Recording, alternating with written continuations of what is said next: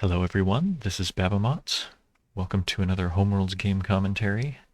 This time I'm looking at a game between Iro LFS and Crit1 Callens. I guess I should have taken a moment to decide if I had any idea what Iro HLFS meant. I think of the H as being part of the Iro and silent. Irolfs maybe? Anyway, I'd call them Iro in my head, and Crit is Crit. This is a game from August last year. But this has been sitting in my folder of things to broadcast in the future. So I think it's going to be an interesting game. Crit right now is definitely a higher ranked player than Iro. Iro's has had somewhat more trouble winning consistently lately, but this is August last year, and so Crit's had a lot of time to practice since then, so they're stronger now than they were in August, and so I don't know what the result of this would be. I think I would predict maybe Crit would have better chances just because they're a stronger player now, or so the record seems to indicate. But anyway, let's see what happens. Iro going first with a yellow Goldilocks, and Crit picks a red Fortress. I've been referring to Homeworlds lately by just the color of the non-blue star and the usual shape names, which seems to work pretty well. All right, so trading for yellow first by Iro. Even though that's the color of their own home star, that's a color where they would seem to have a little bit of a disadvantage in building, but let's see if it holds them back. Nothing too strange yet. Interesting. Moving a green out to a yellow star cuts down the number of yellows before the large yellows open up. Let's see what happens then. Crit, I think, might want to build yellow again. Oh, trading for blue a little early. Oh yeah, this is a good time to trade for blue. If Iro trades for blue right now, this is their last chance with only one small blue left in the bank. And if they trade for blue now, they'd be trading away their yellow that they already spent a turn getting, and they'd be behind in diversity. Iro taking another green instead. If Crit builds that other blue, yeah, Iro might have some trouble getting blue ships. I think Iro should consider building green at home and then trading their large green for a blue to make sure they don't get totally cut out. Or building green in Altair gives them more green that they could sacrifice for a build back at home if they decided to go that route. But yeah, I like this better for sure. Picking up the first medium. Iro could actually shopping spree, which is actually a traditional factory at this point, sacrificing the G3 to build both mediums and the large back, but that would let Crit build the G3, and Iro wouldn't be able to overpopulate it, so that's probably not actually a good idea. I think if I'm Iro, even though I pass up a chance to build G2s, I think they ought to trade for blue.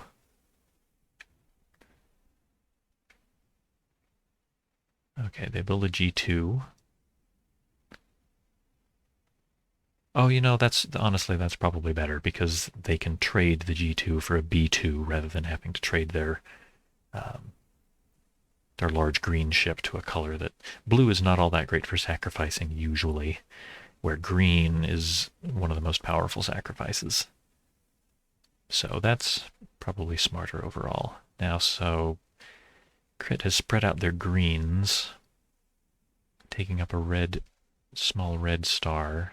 I think that looks to me like they're just preparing to build more green. Iro can decide now if they want to get into the blues or if they want to keep pushing the greens. They could either Or they could even trade something for a red. They could block larger builds by crit if they trade, say, the G1 for a red. A few good options here. Okay, thinking about pushing forward the green. Spreading out the greens, I think, is better. Okay. Iroh at this point, if can clear out the, since they've got the green advantage. This is I usually find myself on the other end of this position. I usually don't get greens fast enough. I'm usually greedily trying to get yellows or reds. And my opponent will get the greens, and I find myself in a position like this where I say, oh, if I had one more green ship in my home right now, I could sacrifice my large green, build twice, and my opponent couldn't do anything about it. I could gobble up the rest of the greens. Instead, crit, I'm I'm in this position so frequently. Yeah, they can build the G2, but they can't get the G3.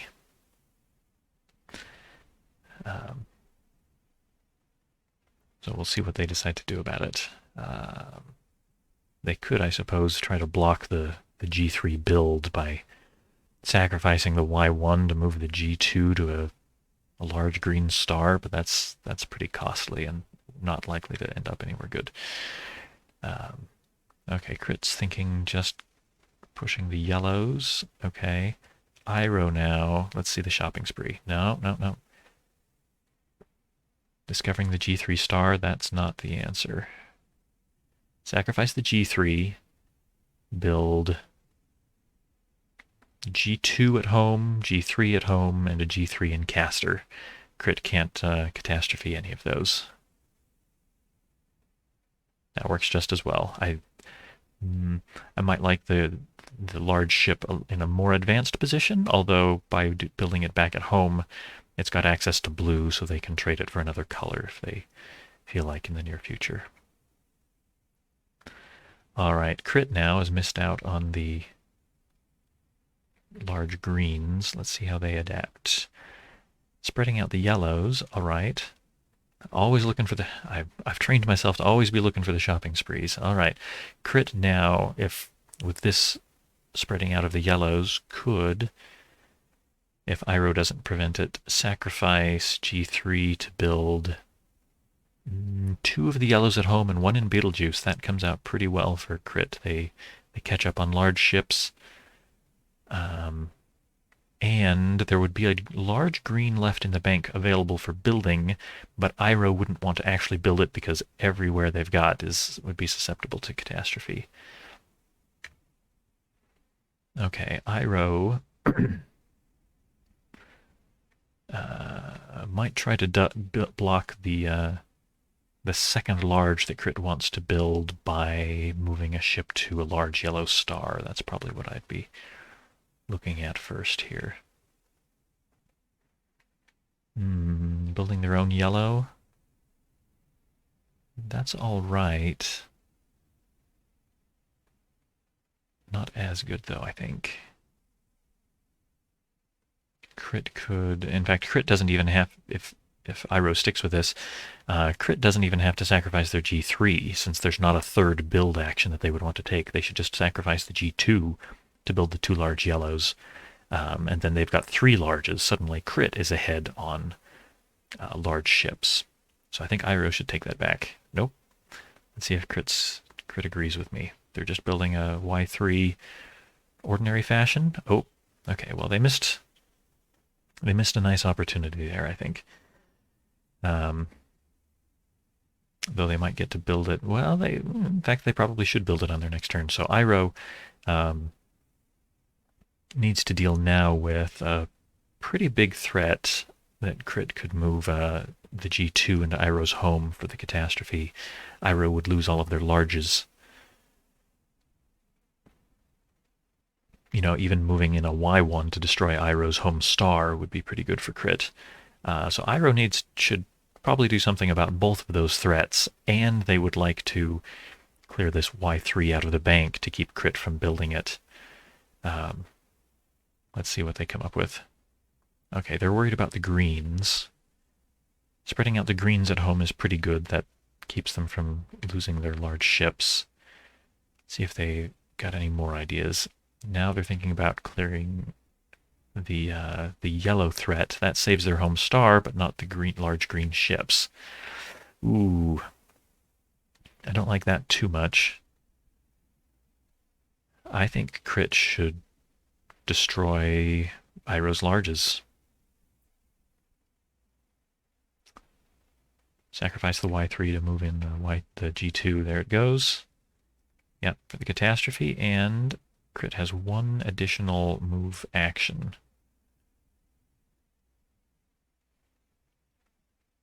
Spreading out the blues. That's pretty good. Okay. Oh, that did put a large yellow back in the bank. Oh, interesting. So that put a large yellow back in the bank. So there's 2 large yellows now. So now Iroh is in a position, if Crit commits to this, Iroh's in a position to sacrifice G2 and build those 2 large yellows right back. So Iroh would actually come out ahead on large ships, even though Crit destroyed 2 for 1. They do, they commit to it. Okay, so I think Iroh should build both of the Y3s. Okay, they're thinking about just sacrificing the G1. That's a start, but you can do one better. No, they don't see it. All right. Let's see if Crit should and probably will simply build that Y3 back at home. Oh, they changed their mind. They might even see something better. Okay.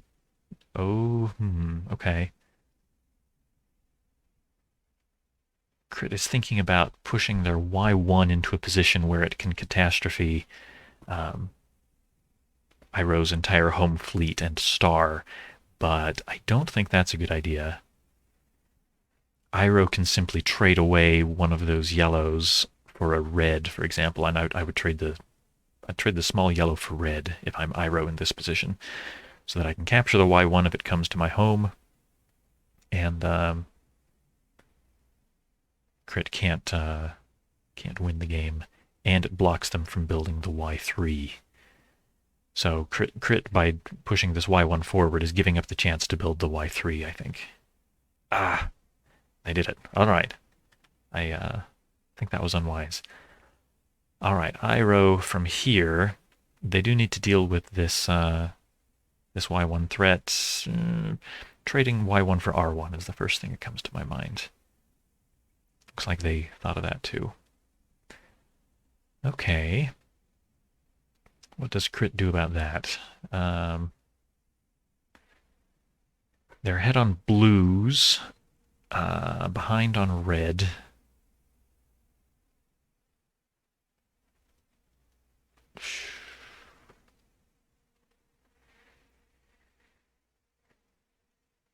I would be wanting to build B2 either at home or in my colony here, but either of those leaves me open to an invasion, say this Y2 coming to Electra, threatening to take my ship, which I don't like. I don't like Crit's options very much. Let's see if they come up with something really clever. Sacrificing the G3 for the shopping spree. Okay, that's all right. But that is their last green ship. So Iroh now has a big green advantage. I don't love that very much. All right, let's see what Iroh does. Iroh's got a few things. They could invade Electra with their Y2. They'd have to sacrifice their only red ship to take one of these, but taking a medium away from your opponent is a pretty good thing. Sacrificing that red one also... Oh, no. Okay, yeah, okay. They definitely don't want to do that just yet, anyway, since if they sacrifice this red one without doing anything else in the meantime, Crit wins immediately, moving the 2 yellows into Iroh's home. Iroh only having the the one yellow ship left at home would lose to that overpopulation. Okay, so Iroh. If I'm Iroh, I'm looking to work on my green advantage, maybe spreading out my greens, maybe bringing one home so that I can build more red if I feel like it. Or they could build more greens in place. That's also pretty good. I don't invade Electra just yet because of that that issue where you can't actually sacrifice your red at home. Oh, interesting. Nope, don't like this. Trading away the Y3 for a G3, that does get green at home, which makes your home a lot safer. But that puts the Y3 back in the bank, and Crit's going to want to build that immediately. Iroh can't do anything to overpopulate it. That's giving Crit a free Y3. And I think Crit's probably going to be very happy to accept that. Yes. All right, Iroh. What have you got now? I could keep working on the green advantage. Build a green. Build a green. Sacrifice to build a green. Okay. So that this runs into this issue where sacrificing a medium green can't get you ahead in greens because you lose one to the sacrifice. So if you rebuild it, that's one of your two actions, and you've still just got one green action left. It lets you build in places where you don't have a green. So if a yellow had been available, Iroh could have built yellow in Deneb by sacrificing G2 to rebuild the G2 and then build yellow in Deneb. But it doesn't do anything when all you want to do is build green. Build in a place where you already had access to green. Okay, so they're changing their mind about it anyway. And redoing it just without the sacrifice. Okay. Crit now. Crit has no green. And Iroh is about to start getting large greens. If I'm Crit, but there are only large greens left. So they'd have to trade a large to get one. But if they trade a large yellow, then Iroh should sacrifice a little green to build that large yellow, and they catch up on large ships. And Crit's got a pretty nice thing going with as much of a monopoly on yellow as they have. Iroh's probably feeling a little stifled, even though they've got 2 yellow stars. If I was Crit, I would consider sacrificing the B2 to trade my Y3 for a G3 and trade, say, Y1 for R1 down here in this colony.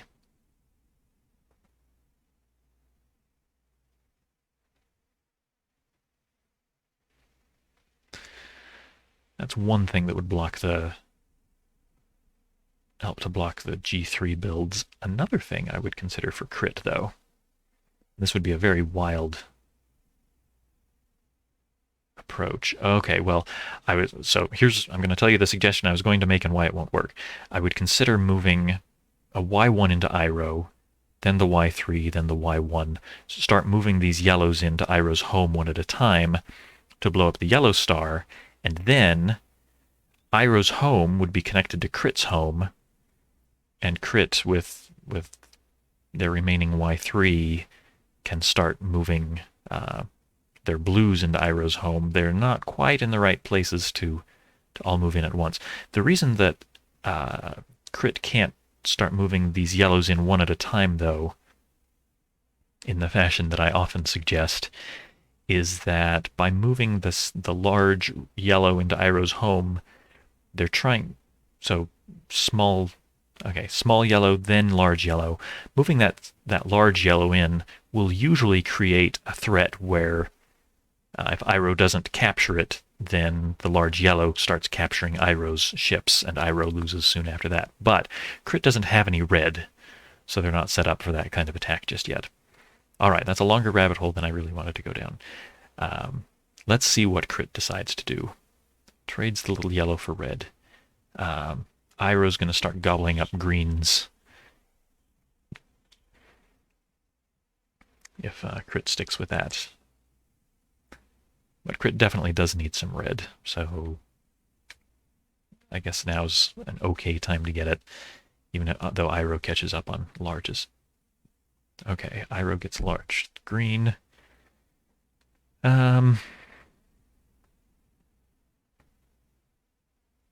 Crit could block the other large green build by... Oh, since they traded that Y1 a moment ago, that now is... Well, no, it's not as much of a block as I was thinking. Crit could trade Y3 for G3 right now. And there's a Y1 making it a little harder for Iroh to build the Y3, but Iroh has so much green, they wouldn't mind sacrificing G3, or actually sacrifice, it would be a regular old factory build, sacrifice the G3 to build the Y1 and the Y3 that Crit had just traded away, build all those in Deneb. Crit could overpopulate, but they'd have to sacrifice their large to do it. That ends up looking pretty good for Iroh, so I don't think... I don't think Crit should trade for green. Okay.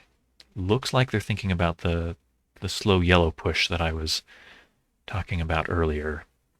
Iroh will probably capture this Y1. Okay. And now Crit, I think, is going to move in the Y3, which is now a major threat because Crit can sacrifice the R1 to capture Iroh's only red ship and then can proceed to capture other things, everything else Iroh's got.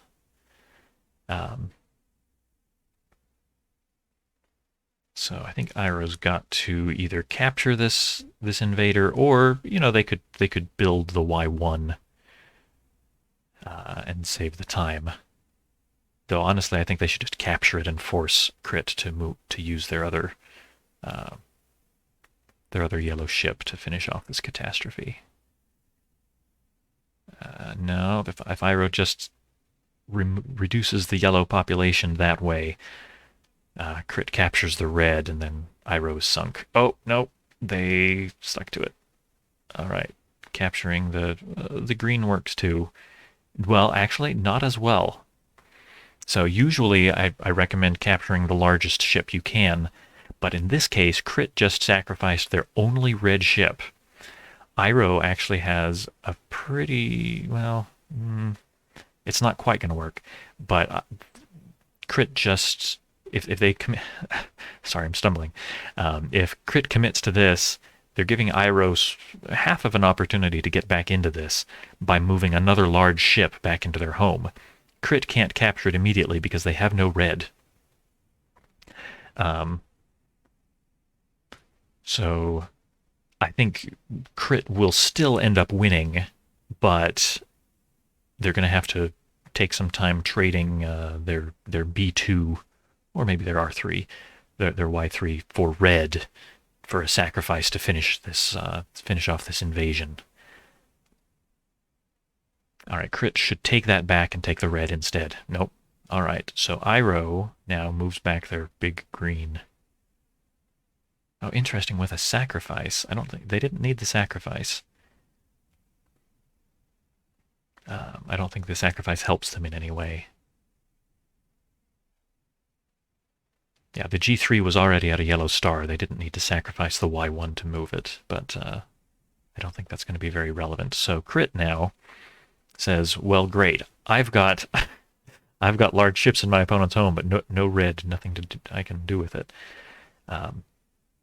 So Crit still wins, though, I think, as long as they trade one of their non-small ships for red right now. There we go. Okay, Iroh can only capture one of the two invaders. Or they could overpopulate it. It's not going to matter either way. Yeah, there's no coming back from this. Crit's going to sacrifice the red and capture the large, and I think they should capture the 2 reds. I suppose it's not actually going to matter. Okay, Iroh can capture that little red. Capture the red, yep. And now, because Crit has not been capturing the reds, Iroh can put up a little more fight than you might think. All right, Crit. Trade your B2 for red 2. Sacrifice. Oh, sacrificing the blue. Oh, okay, there we go. They still do win that turn. All right. They had to sacrifice the blue to do it. That was a little rough at the end, but I think that was pretty instructive to see the ways that that invasion ran into trouble. Yeah, that was a fun game. I really enjoyed that. All right, that's all for now. Thank you for watching.